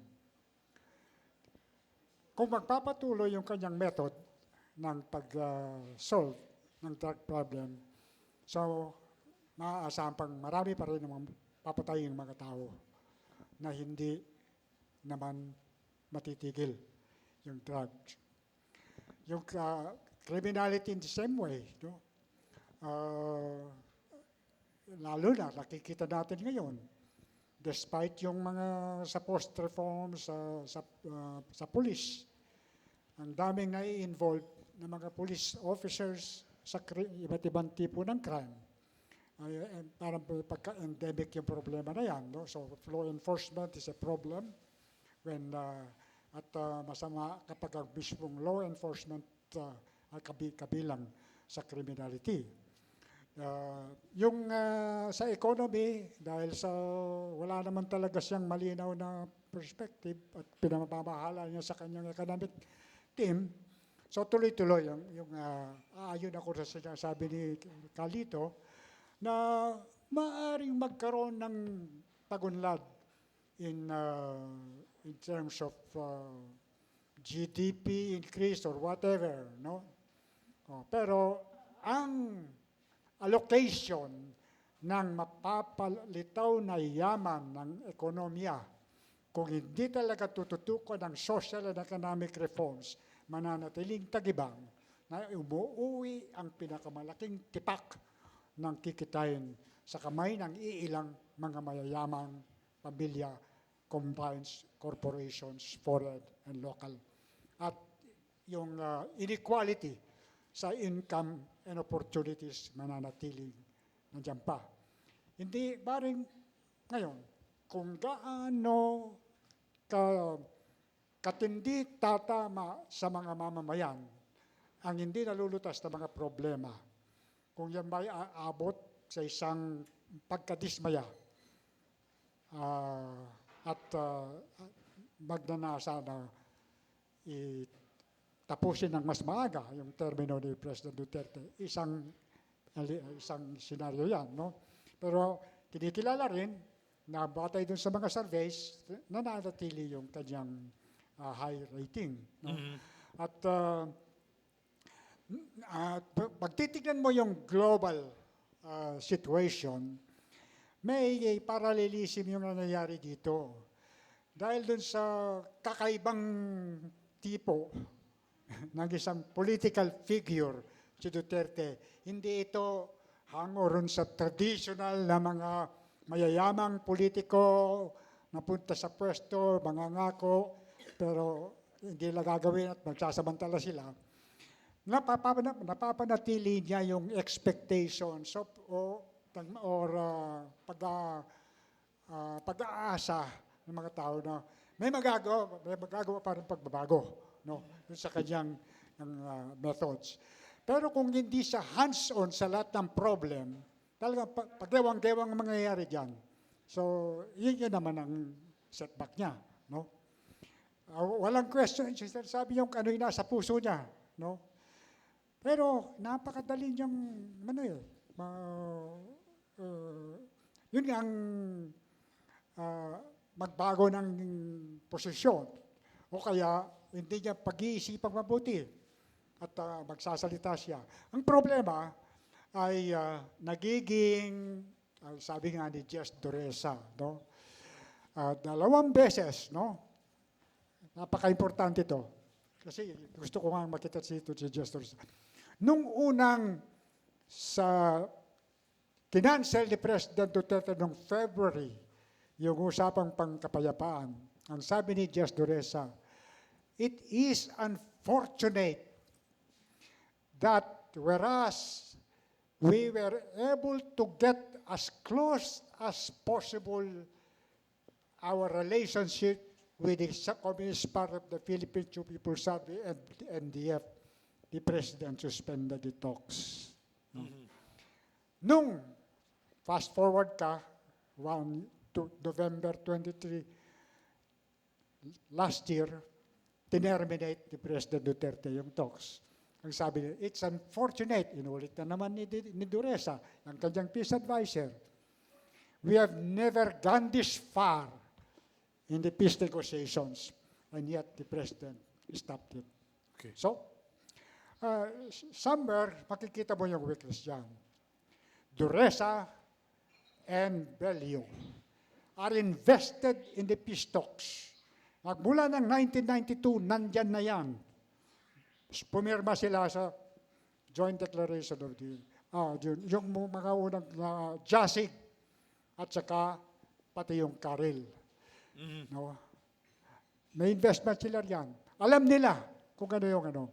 Ang nakikita kong failure nila, at yun ay inamin ni Bebot nung February, nung mangyari yung sinuspend ni President Duterte, yung talks, ang sabi niya sa government panel, you come home. Sabi niya, right now. Ang sabi niya, nandito na po kami sa Pilipinas. Sabi niya, NDF, come back here, sabi ng mga NDF, nandito na po kami sa Pilipinas. Nagsalita kami 2 weeks after ni Bebot sa UP. No? Sabi niya, hindi pa kami nagre-report kay President Duterte sa result Okay. ng sinasabi niya na maganda ang resulta. Failure, mga ganyan. No? So, kung ganyan mananatili, hindi makahanson yung presidente sa isang key aspect ng kanyang program or promise, malabo Okay. ma-accomplish yung kanyang dream of change is coming. Okay.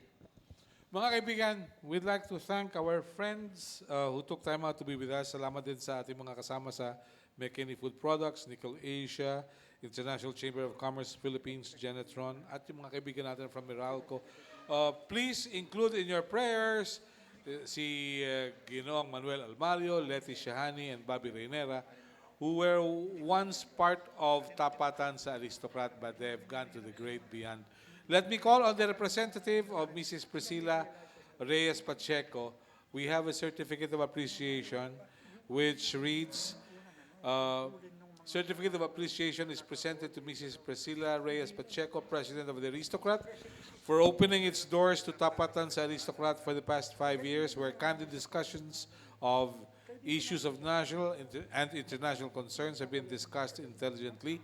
Given this second day of July 2018, as Tapatan sa Aristocrat celebrates its 5th anniversary, signed Monsignor Pedro Quitori III, President of Areopagus Communications.